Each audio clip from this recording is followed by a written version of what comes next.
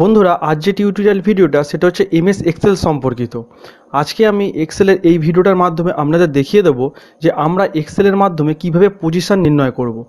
মানে ধরুন এখানে যেমন দেখুন রোল নাম্বার লেখা রয়েছে আর নাম রয়েছে, আর এখানে কিছু সাবজেক্টের নাম রয়েছে, মানে সাবজেক্টে কে কী পেয়েছে সেই মার্কসটা রয়েছে, আর এখানে তার টোটালটা রয়েছে। তা এই রোল নাম্বার অনুযায়ী আর টোটাল অনুযায়ী কে কোন পজিশনে রয়েছে তা কিভাবে এটা নির্ণয় করব এক্সেলের মাধ্যমে, সেটাই আজকে এই ভিডিওর মাধ্যমে দেখিয়ে দেবো। তো মূল ভিডিওটা শুরু করার আগে একটাই কথা বলবো, আপনি যদি এখনও পর্যন্ত চ্যানেলটা সাবস্ক্রাইব না করে থাকেন তাহলে অবশ্যই চ্যানেলটা সাবস্ক্রাইব করে নেবেন, আর যারা অলরেডি সাবস্ক্রাইব করে নিয়েছেন তাদের অসংখ্য ধন্যবাদ। তো চলুন বন্ধুরা মূল ভিডিওটা আমরা দেখে নিই। তো বন্ধুরা দেখতেই পাচ্ছেন এখানে আমার রোল নাম্বার লেখা রয়েছে 1 থেকে 10 অবধি, আর নাম রয়েছে, আর সাবজেক্টের রয়েছে বাংলা, ইংলিশ, ম্যাথ, আর টোটালটা রয়েছে, আর এখানে পজিশনে একটা ঘর ফাঁকা রয়েছে।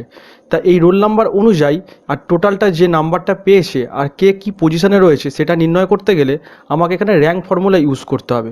তো র্যাঙ্ক ফর্মুলা ইউজ করতে গেলে আমাকে প্রথমে এখানে ইজুকাল টু দিতে হবে। ইজুকাল টু দেওয়ার পরে আমি এখানে র্যাঙ্ক ফর্মুলাকে কল করব। তো আমি এখানে লিখব র্যাঙ্ক। তো র্যাঙ্ক লেখার সঙ্গে সঙ্গে আমার এখানে র্যাঙ্ক চলে আসছে, মানে র্যাঙ্ক ফর্মুলাটা চলে আসছে। তো এটার ওপর আমি ক্লিক করব। তো ক্লিক করার পরে আমার র্যাঙ্ক ফর্মুলাটা এখানে চলে এসছে। তারপর এখানে আমাকে কোন সেলটার উপরে বেস করে আমি পজিশনটা নির্ণয় করব সেটা আমাকে প্রথমে দিতে হবে। তা প্রথমে আমি এই সেলটাকে আমি সিলেক্ট করে নিলাম, এই সেলটার উপর বেস করে আমি সব করার পজিশন নির্ণয় করব। তো এরপরে আমাকে এখানে একটা কমা দিতে হবে, তো কমা দিয়ে দিলাম।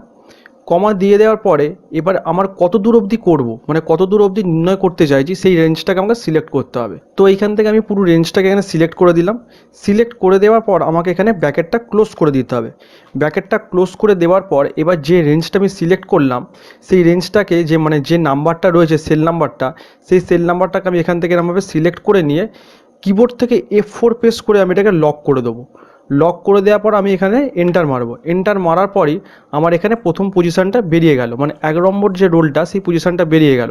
এবার এইটাকে ধরে আমি ফিল হ্যান্ডেল যখন করে দেবো তো বাকিগুলোর পজিশান আমি এখানে অটোমেটিক পেয়ে গেলাম। তো বুঝতেই পারছেন 7 নম্বর যার রোল সে হয়েছে প্রথম, আর 8 নম্বর যার রোল সে হচ্ছে সেকেন্ড, আর 3 নম্বর যার রোল সে থার্ড হয়েছে। মানে এই করে আমি আমার পজিশানটা এক্সেলের মাধ্যমে বার করে নিতে পারলাম। তো আপনারাও যখন কোনো মার্কশিট বা অন্য কোনো কিছুর পজিশান বার করতে চাইবেন তো এই র্যাঙ্ক ফর্মুলাটার মাধ্যমে অনায়াসে কিন্তু আপনাদের পজিশানটা বার করে নিতে পারবেন।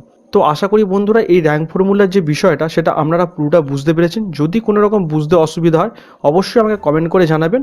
ভিডিওটা ভালো লাগলে আর ইনফরমেটিভ মনে হলে অবশ্যই চ্যানেলটা সাবস্ক্রাইব করে দেবেন, আর এটা সবার মাঝে শেয়ার করে দিন, আপনাদের বন্ধুবান্ধবদের মাঝে শেয়ার করে দিন।